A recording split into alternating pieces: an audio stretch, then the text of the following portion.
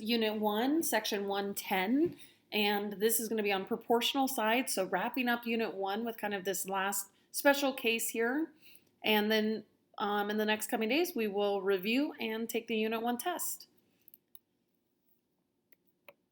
So looking at 1.10 proportional sides, we have two things that we're going to be looking at, and it comes from a parallel relationship here.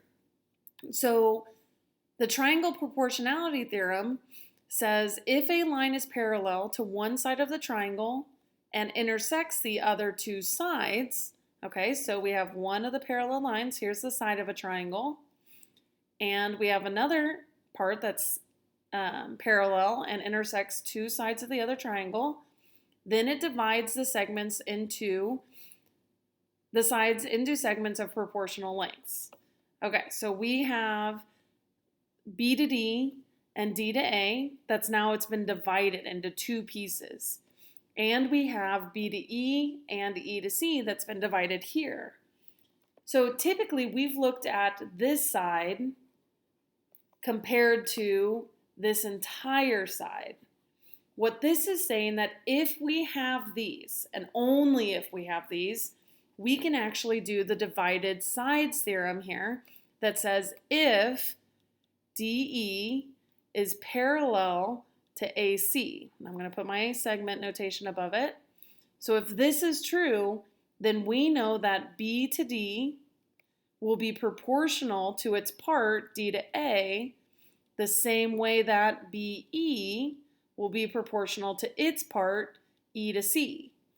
These two pieces are not actually sides of a triangle. So this is a way that we can break a triangle into two proportional parts, not necessarily sides. The converse of that says if we know that those two pieces, BD and DA, are proportional to BE and EC, then we can actually prove that we have to have parallel parts then, parallel segments. So it goes both ways. The converse just means, hey, I'm going to reverse what the theorem originally says. So we have two things that we can do here. If we have parallel, we can set up a proportion with parts. If we have proportional parts, then we know something's parallel. So let's look at an example here. And so on the first one, this is saying find the value of x. And so notice again, because we have these parallel, we can set up the proportional parts. Here's one side, here's the other side. X over 15 has to equal 14 over 12. So I'm breaking it up, going this direction towards the vertex, this direction towards the vertex. X over 15, 14 over 12. And now I'm ready to cross multiply and solve for x.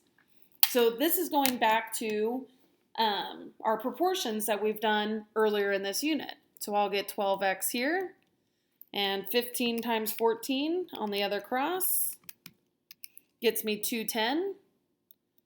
One step to get x by itself, doing that division, divide both sides by 12, and the length there has to be 17.5. Okay, on number 2.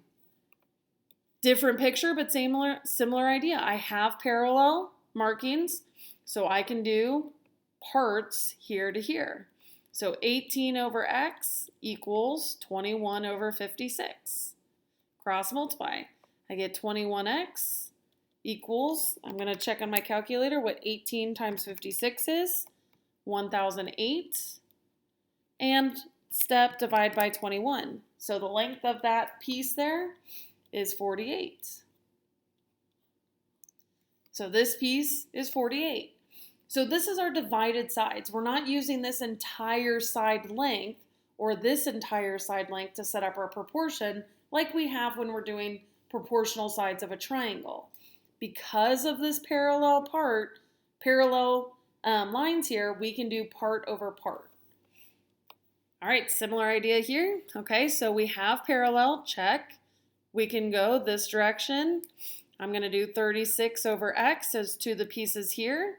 Going this direction, I have 45 over, what's this piece? I can't have two unknowns. I can't put a y here because that wouldn't let me solve for x.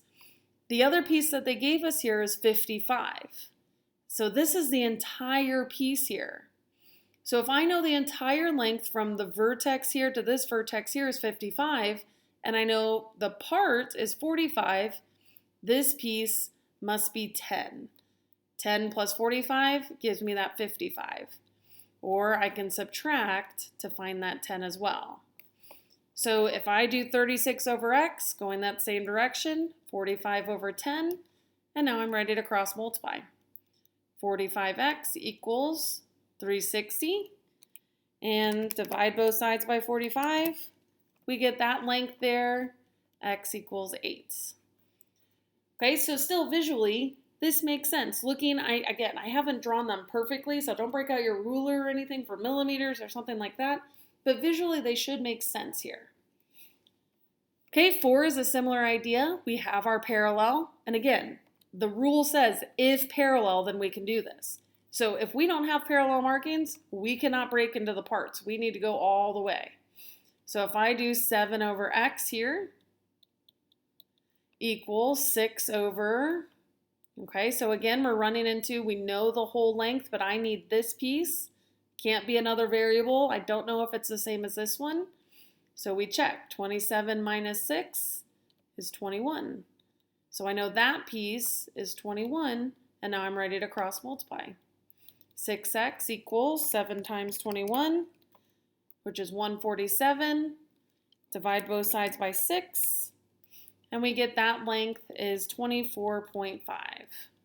So this is our divided sides part where because we have parallel, we can do part over part equals part over part. All right, on number 5 and 6, we're bringing in an expression here and here and here, but it's going to be the same thing. We have parallel, so we can do part over part equals part over part. So I'm going to do x plus 7 over 30 equals 15 over 25. And cross multiply. So I get 30 times 15, which is 450, equals the other side. I have to distribute, grouping my x plus 7, practicing that distribution again. Oops, sorry. X plus 7. I almost wrote 5 again. So as I distribute in, I get 450 comes down, and then I have 25x plus 7 times 25 is 175. I'm going to subtract 450 minus 175. And then one step to get x by itself, divide by 25. Is 11. So here, we're still solving for x. 11 plus 7 would make this length 18, which does look longer than the 15 there. On number 6, we have parallel markings, so I can say divided sides, 6 over 21 equals x minus 1 over 3x plus 1. Both of these need to distribute, so when I cross, I get 6 times 3x plus 1, and on the other side, I get the 21 times the x minus 1, putting both of these in parentheses to group and distribute. Now we get 18x plus 6 as we distribute here, and 21x minus 21. I move the smaller of the x's to stay positive when I subtract it over. And now I have 6 equals 3x minus 21, and now we're to our two-step equation. So I'm going to add 21 over and divide by 3. All right, so we get x equals 9 here, and so if I plugged back in 9 minus 1, this length is 8. Again, longer than the 6. Visually looks good. And we do 9 times 3 is 27 plus 1. Here's 28. And we can check the proportion if we wanted to by plugging back in and making sure that this is proportional. So this is our divided sides theorem that says if parallel, then we can actually use this to set up a proportion and find missing pieces. The other way to do it is to go the other direction. And so the other direction would be to check to see if we have parallel. Determine if MN is parallel to JL. Notice we don't have those triangles telling us they're parallel, but we do have the divided sides. So if I check 15.4 over 11, does that equal 14 over 10? Well, I can check on my calculator. 15.4 divided by 11 is 1.4. 14 divided by 10, move that decimal, 1.4. So because these parts are proportional, because I have proportional parts, then I know those pieces have to be parallel. So we're using the converse here to determine MN is parallel to JL because we verified it here. Similar idea here, we don't know parallel, but we have the divided part. So if I check 4 over 15 and compare it to 5 over 18,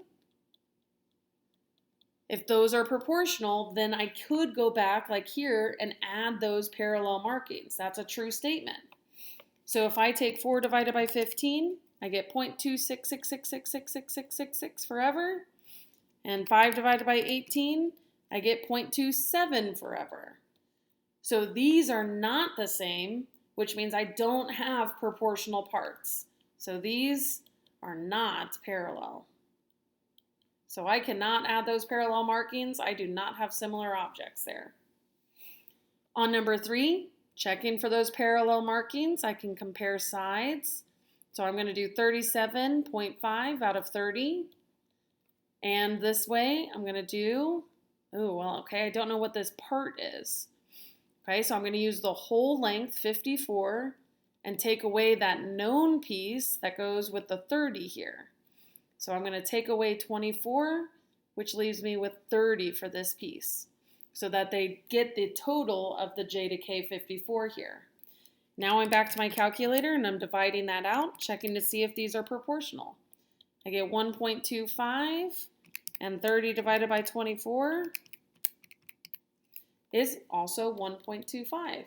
That checks out, and if these are proportional, I know that MN, this piece, is parallel to JL, this piece. So because that's true, then they have to be parallel. So that's using our divided sides to either apply it to find missing parts, and now this way using the converse to determine if something's parallel. Our last part is kind of a continuation of what we did, where we maybe instead of having 2, we could take it and take a triangle and take parallel, parallel, parallel, parallel. And if I know all of these are parallel lines here, even if it's not a triangle, okay, even if I don't have this, I still have proportional parts here. So these 2 are proportional to these 2. I could do this side and say, okay, now these 2 are proportional to these 2. The parallel lines divide the sides proportionally. That's what this is applying here. So it's saying that because we have 3 or even more parallel lines, if they're dividing 2 transversals here, then they divide the transversals proportionally. So if we have AB parallel to CD, which is parallel to EF, so if we have these 3 or more parallel lines, then we have our divided parts here and here, here and here. So if I compare this way, E to C, with its part C to A, has to be proportional, same direction, FD to DB. So this has to be true because of that continuation of the parallel markings. So if I have those parallel, I can say, okay, these are going to be proportional parts. 45 with 18, and in the same way, 52 with X. Because we have parallel lines intersecting these 2 transversals, then we have proportional parts, and we're ready to cross multiply to find that missing piece. So I get 45x here, and on my calculator I'm going to do 18 times 52. to get 9/36. And when I divide by 45, I get x has to be 20.8. Applying that same principle on number 2, I have parallel lines here. So I know my proportional parts go this way. It could go either way, I just want to be consistent. So 12 out of 30, those parts will be proportional to 14 over x. Cross multiply, I get 12x equals 30 times 14,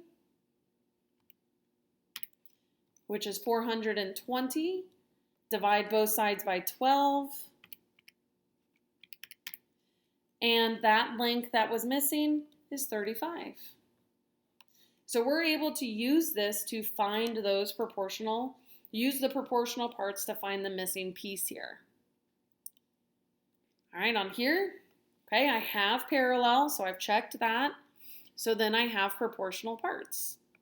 So now I can apply 27 over x. We'll go proportionally with 18 over this piece. Just like we did with triangles, if they give us the whole 32, we can subtract the piece we know to find that missing part here. So we get 14 for that other part. Part over part equals part over part. Cross multiply, and I get 18x. 27 times 14 is 378. One more step by dividing by 18. The missing length there is 21.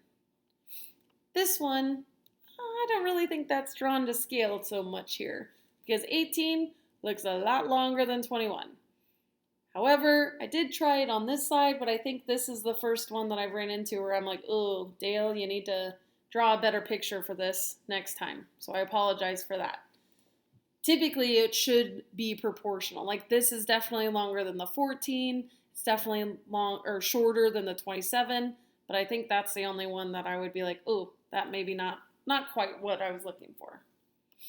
All right, on number 4, we check off our parallel markings so that we can apply part over part equals part over part. So 2x plus 2 over 21 will equal x plus 3 over 12. I'm going to put these in parentheses so I remember to distribute. When I cross, I get 21 times that x plus 3. And I cross the other way and I get 12 times the 2x plus 2. And now I'm distributing in. 21x plus 63 equals, distribute this side in, 24x plus 24. I like to move, again, the smaller of the two, so I get 24 minus that 21, 3x plus 24, subtract 24 over, so 63 minus 24 is 39, and last step to get x is divide by 3. So we know this length is 13, that was missing. So if we plugged back in 13 plus 3, this piece is 16, longer than 12. 26 plus 2, 28, looks pretty good there. I don't think I made a mistake like I did on this one. Boo-hoo.